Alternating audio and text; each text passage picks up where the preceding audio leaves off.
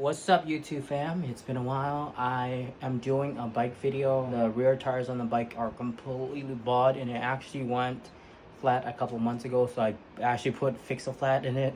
Haven't touched it since and it's been riding since, but the tires are completely bald.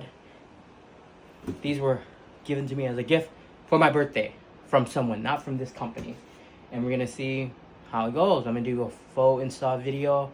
It's not gonna be fully detailed as I don't have much memory on my phone, but we're gonna see how it turns out. These are ULTRAVERSE from Amazon, and I also got brand new inner tubes too because the rear ones, like I said, had a leak and they kept on going flat, so I put Fix-A-Flat in it. So let's go outside and install this. Alright guys, I did not plan on doing a voiceover, but there was music playing in the background outside and I didn't want it to be copyrighted. First thing you're gonna do, deflate your tire, or you can deflate it once you get it off the actual bike. It's 2 bolts, not rocket science. I'm going to show you guys what comes into the actual inner tube packaging.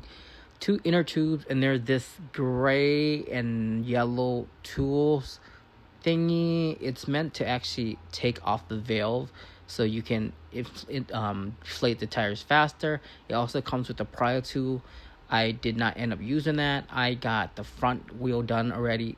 It's like once you get the hang out of it, it takes you like 15 minutes to do each wheels. Now I'm doing the rear. The rear is a little bit more complicated. You got to take out the chain, you got to take out the brakes, and then the cable that hooks up to the electronics, that makes the wheels spin, whatever.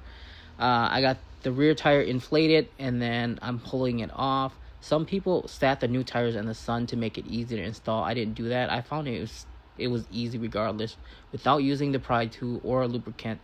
There's an arrow here. You got to make sure you follow this arrow here to make sure you're putting the wheels on the right direction. Otherwise, I don't know what happens, if it's going to be loud or it's going to wear uneven. It's just like a car, a tire on a car. It has to be the same direction of the arrow. Putting on was really hard the very first time, but once I got the hang of it, it was pretty easy. You want to make sure you put on one side of the tire first. I'm not sure if I'm explaining that right, but you want to put, how there's 2 sides to the tires right here. You want to make sure you're putting one face of the tire onto the actual rim and then leaving the other side open, because that's where you're going to put the inner tube in first, if that makes sense. I'll have a closer shot on the next clip here. You'll be able to see how I have it in already. Now I have the other end still open. This is where the inner tube's going to go in. Make sure you're putting it in as clean as possible, the inner tube, without it being tangled or twist, because your tires is not going to pump up correctly. And make sure you have the valve exactly where the port is for the rim. And I'll have a close-up shot on the very next clip right here. You can see I'm putting the inner tube into the tire or rim or whatever you want to call it. And then I'm putting the valve right exactly where the hole is. The very first rim I did, I got everything in and I forgot all about that little valve. So make sure you put the valve in first before you start inserting everything. As you can see, there's no lubricant or anything. I got it halfway on my hand, and all I do is just step on the rim like this. Super easy, guys. I got this done within 30 minutes, the whole installation. Just make sure you get the arrow right and the tire rotation right.